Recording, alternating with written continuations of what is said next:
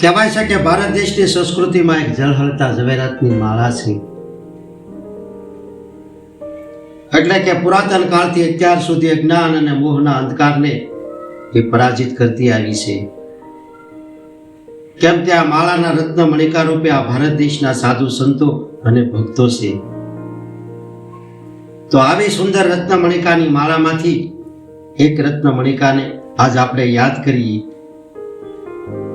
તો એ છે મહારાષ્ટ્રના પરભરી જિલ્લાના અને નરસિંહ બ્રાહ્મણી ગામમાં સંવત 1327 અને કારતક સુદ 11ના દિવસે એક એવા પવિત્ર શીપી દરજી પરિવારમાં કે માતા ગોણાબાઈના કુખે એવા જન્મેલા રત્ન મણિકાનું નામ છે સંત નામદેવજી મહારાજ.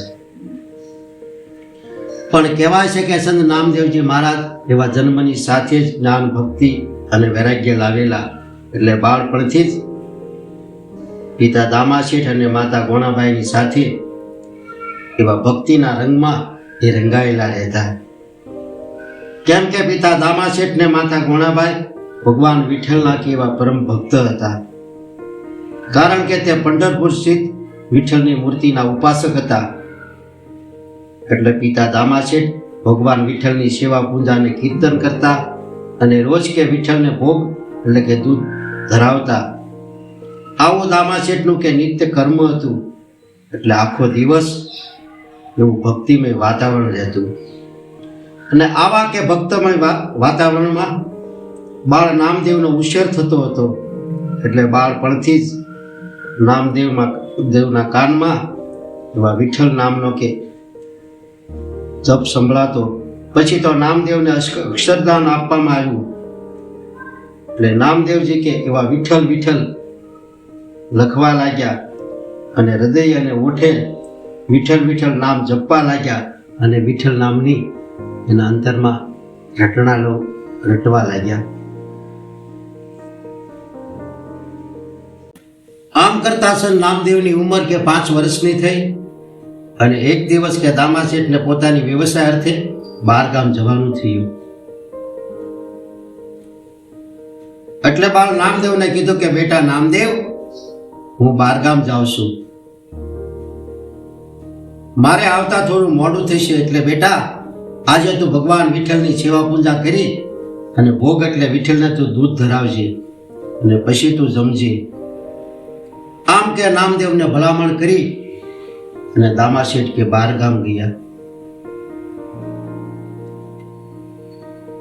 પછી તો કહેવાય છે કે વિઠ્ઠલને ભોગ ધરાવવાનો સમય થયો. એટલે સંત નામદેવે કે વિઠ્ઠલને ભોગ ધરાવવા માટે દૂધનો કટોરો ભર્યો અને વિઠ્ઠલની મૂર્તિની સામે મૂક્યો. અને વિઠ્ઠલને કહેવા લાગ્યા કે લો પ્રભુ, આ દૂધ તમે પી જાઓ. નામદેવને મને એમ હતું કે પિતા રોજ વિઠ્ઠલને દૂધ ધરાવે છે, તે દૂધ વિઠ્ઠલ પી જાય છે. એટલે નામદેવ તો કે કટોરો ભગવાન વિઠ્ઠલની મૂર્તિની સામે મૂકી અને વિઠ્ઠલની મૂર્તિની સામે ટગર ટગર જોયા કરે છે કે મારું ધરેલું દૂધ આ વિઠ્ઠલ ક્યારે પીવે છે. એમ કરતા કે ઘડી બે ઘડી નો સમય થયો. પણ વિઠ્ઠલની મૂર્તિ તો જેમ હતી તેમ જ ઊભી રહી અને દૂધનો કટોરો તેમને તેમ ભરેલો જ પડ્યો રહ્યો. નામદેવને થયું કે પ્રભુ, મારા પિતાએ ધરાવેલું દૂધ તો આપ રોજ પીવો છો, મારું ધરાવેલું દૂધ વિઠ્ઠલ તમે કેમ પીતા નથી? મારાથી તમને ભોગ ધરાવવામાં કંઈક ભૂલ થઈ લાગે છે. એટલે પ્રભુ, તમે મારાથી રીસાણા લાગો છો, એટલે તમે મારું દૂધ પીતા નથી.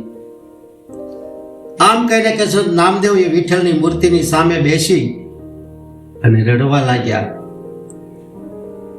અને હઠ કરીને કે વિઠ્ઠલને કહેવા લાગ્યા કે જો પ્રભુ, તમે જ્યાં સુધી મારું ધરાવેલું દૂધ નહીં પીવો ત્યાં સુધી હું અહીંથી ઊભો નહીં થાવ. એમ કહીને કે આંખો બંધ કરી અને સંત નામદેવ કે વિઠ્ઠલ વિઠ્ઠલ નામનો જપ જપવા લાગ્યા. પછી તો કે ભગવાન વિઠ્ઠલને પણ નામદેવની ચિંતા થવા લાગી. કેમ કે બાળ નામદેવના હઠમાં પણ શુદ્ધ પ્રેમ અને દૃઢ વિશ્વાસ હતો કે વિઠ્ઠલ મારું ધરાવેલું દૂધ જરૂર પીશે. એટલે સંત નામદેવ કે નામમાં એવા લાગી ગયા અને તેમની સુધબૂધ વિસરાવવા લાગી. આવે કે નામદેવની ભાવમાં ભક્તિ જોઈ અને ભગવાન વિઠ્ઠલને થયું કે જો હું આ બાળ નામદેવનું દૂધ નહીં પીવું તો તેને મારા નામમાં જે શ્રદ્ધા અને વિશ્વાસનો તાર જોડાયેલો છે એ તાર તેમનો તૂટી જશે અને પછી એ તાર ક્યારેય ને સંધાય અને મારા નામનો મહિમા ઘટશે. આવું કે વિચારીને કહેવાય છે કે ભગવાન વિઠ્ઠલ એ મૂર્તિમાં પ્રગટ થઈ અને કે નામદેવે જે ધરાવેલું દૂધ હતું એ ભગવાન વિઠ્ઠલ ઘટક ઘટક પીવા લાગ્યા. તો આ વાત સાંભળતા એટલું નક્કી થાય છે કે ભગવાન ભાણાને નહીં પણ ભાવનાને જમે છે. ભક્તની આંખોમાંથી ટપકતી શ્રદ્ધા અને ભક્તિના ભાવ તેમને ભક્તિના દ્વારે તાણી લાવે છે. કારણ કે ભક્ત જ્યારે સાચા ભાવથી કે ભગવાનને પુકાર કરે છે ત્યારે ભગવાન કે એવા 56 જાતના ભોજન છોડી અને એવી રાસલીલાને છોડીને પણ ભક્તોના દ્વારે દોડતા આવે છે અને ભક્તોના દ્વાર ખખડાવે છે. આમ સમજાવતા સંત નામદેવજી મહારાજ કહે છે કે હંમેશા પ્રાર્થના કરતા રહો.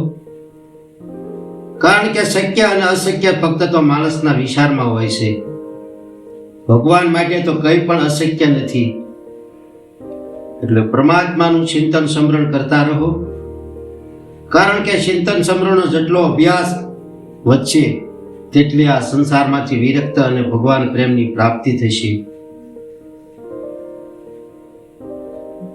કેમ કે ભગવાનના નામ જપથી મન પવિત્ર થાય છે અને પછી બુદ્ધિ પણ પવિત્ર થાય છે અને પવિત્ર બુદ્ધિમાંથી પવિત્ર વિચાર થાય છે અને પવિત્ર વિચારમાંથી એવા પવિત્ર કર્મ થાય છે અને પવિત્ર કર્મનું ફળ પણ એવું પવિત્ર મળે છે અને પછી પવિત્રમાં પવિત્ર પરિબ્રહ્મ પરમાત્માનો કે સાક્ષાત્કાર થાય છે અને એવું જીવન એવું ધન્ય બની જાય છે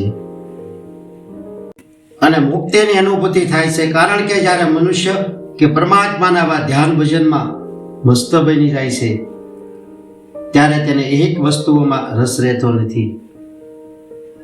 કેમ કે સંસારમાં બીજા ઔષધો કરતા હરિનામનું ઔષધ એટલે અતિ શ્રેષ્ઠ છે. કેમ કે તે વિચારોને વિશુદ્ધ કરે છે. બાકી કે પેટને શુદ્ધ કરનારા, લોહીને શુદ્ધ કરનારા, ફેફસાને શુદ્ધ કરનારા એવા અનેક પ્રકારના ઔષધો કે બજારમાં વેચાય છે પણ કે આ વિચારને શુદ્ધ કરનારા કોઈ ઔષધો વેચાય ખરું? એ તો ઔષધ એક હરિ નામ છે. એટલે નામ જપથી કે મન જ્યારે નિર્મળ અને અમન બની જાય છે ત્યારે ભગવાનને શોધવા માટે બીજે ક્યાંય જવું નથી પડતું પણ મન પોતે જ ભગવાનને શોધીને આપણામાં શરીરમાં આત્મદર્શન કરાવી દે છે. પછી તો જેમ જેમ ભક્તની અંદર કે પરમાત્માનો પ્રેમ જાગૃત થતો જાય છે તેમ તેમ તેની ઈચ્છા પરમાત્માની ઈચ્છામાં વિલીન કરતો જાય છે. તે પોતાનું તન મન ધન અને અહંકારનો કે ત્યાગ કરી અને જીવનમાં આવતા દરેક પ્રકારના સુખ દુઃખને પરમાત્માની એટલે કે હરિ ઈચ્છા માની અને સ્વીકાર કરે છે. એમાં કહેવાય છે કે એક દિવસ સંત નામદેવજી મહારાજની માતાને બહુ જ કે વધારે પડતી ઉધરસ થઈ એટલે ગામમાં કે વૈદ્ય પાસે માતા ગયા અને સાથે કે નામદેવજીને લેતા ગયા. એટલે વૈદ્યના ઘરે ગયા એટલે વૈદ્ય કે માની નાડ પકડી અને વૈદ્ય કીધું કે હું તમને એક ઉકાળો આપું. એ ઉકાળામાં એક હું તમને ઝાડ બતાવું, એ ઝાડની સાલ તમારે ઉમેરવાની રહેશે. કારણ કે સાલ મારી પાસે નથી એટલે તમે લઈ આવી આ ઉકાળામાં મેળવી અને પછી તમે ઉકાળો પી જજો એટલે માં આ તમારી ઉધરસ તરત મટી જશે.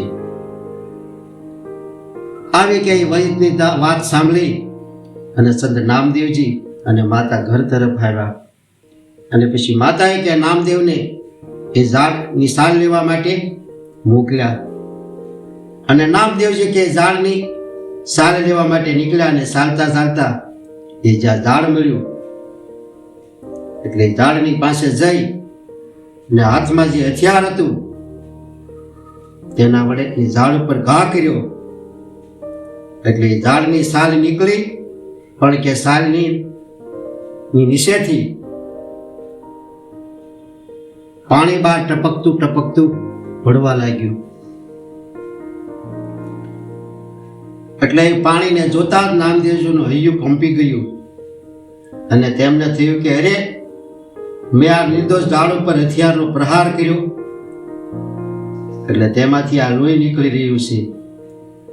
મારે આ ઝાડને દુખી કરી અને તેમની સાલ મારે નથી લેવી.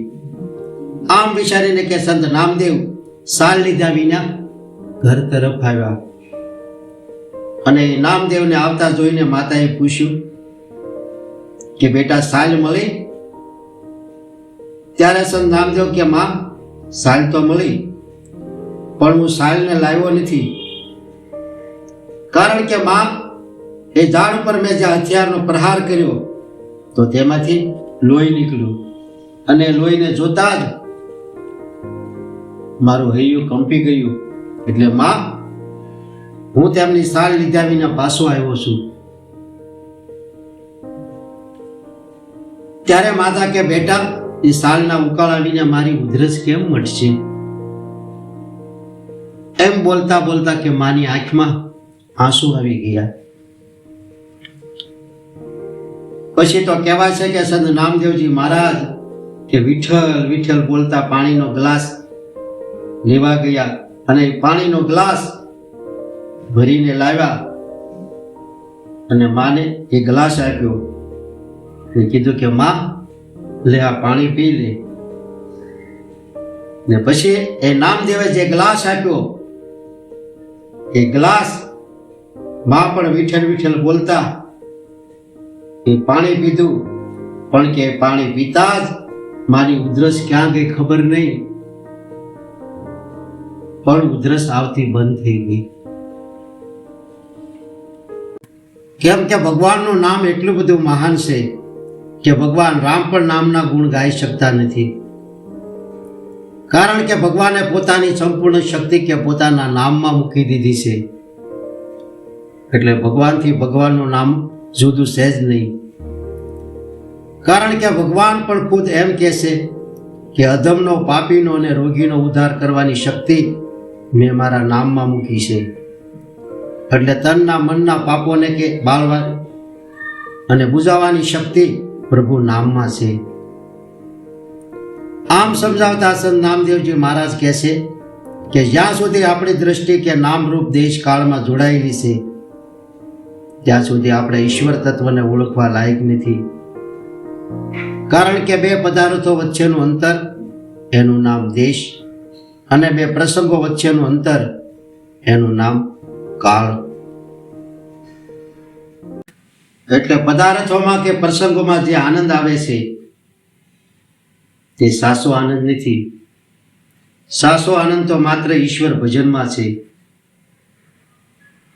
એટલે પોતાના સ્વરૂપ સિવાય જે કાંઈ સમૃદ્ધિમાં રહે છે તે બધા વિષયો છે. આમ સમજાવતા સંત નામદેવજી મહારાજ કહે છે કે માટે આ બધું છોડી અને આ સંસાર સાગરને જો તરવો હોય તો ભજન સતનામનું કરવું. તો સતનામ એટલે કે શ્વાસોશ્વાસમાં સંયમ ચાલી રહેલો શબ્દ બ્રહ્મનું સમરણ ભજન કરવું.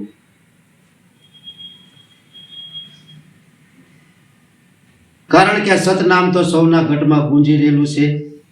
પણ સંત નામદેવજી મહારાજ છે કે જેની સુરતા એ શ્વાસોશ્વાસમાં લાગે તો સતનામનો અનુભવ થાય.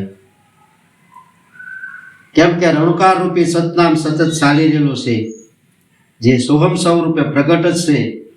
આ સતનામમાં સુરતા લાગે તો પ્રેમ જાગે, અને પ્રેમ જાગે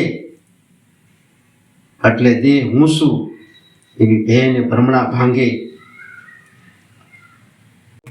આવી સુરતા સંત નામદેવજી મહારાજની સતનામમાં કે લાગી એટલે વિઠ્ઠલ નામમાં લાગી. એટલે તેમને તો સચરાચર સૃષ્ટિમાં ભગવાન વિઠ્ઠલ દેખાવા લાગ્યા. એમાં કે કહેવાય છે કે એક દિવસ સંત નામદેવજી મહારાજ યાત્રામાં નીકળેલા અને એક ઝાડની નીચે બેસી અને કે રોટલી બનાવી રહ્યા હતા. અને એ રોટલીઓ બની એટલે કે બાજુમાં મૂકી તેને સોંપડવા માટે એક નાનું વાસણમાં ઘી કાઢવા લાગ્યા.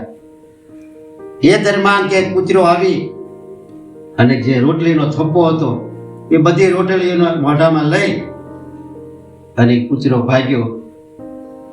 અને તેને જોતા ઘીનું પાત્ર લઈને કે સંત નામદેવજી મહારાજ તેમની પાછળ દોડવા લાગ્યા અને કહેવા લાગ્યા કે હે મારા પ્રભુ, આ રૂખી રોટલી ન ખાતા મારા નાથ મને ઘી તો લગાડવા દો પ્રભુ, પછી તમે જમજો.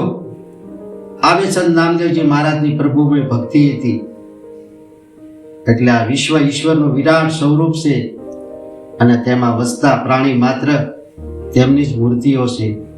એવો ભાવ કરીને સંત નામદેવજી મહારાજ કે સર્વમાં વિઠ્ઠલના એટલે કે પરમાત્માના દર્શન કરતા. તો આ વિડીયો સંત નામદેવજી મહારાજની કૃપારૂપે હતો. જો આ વિડીયો પસંદ પડે અને સારો લાગે તો લાઈક કરો, આ ચેનલને સબસ્ક્રાઈબ કરો અને શેર કરો. એટલે હસતા રહો, ખુશ રહો અને આનંદિત રહો.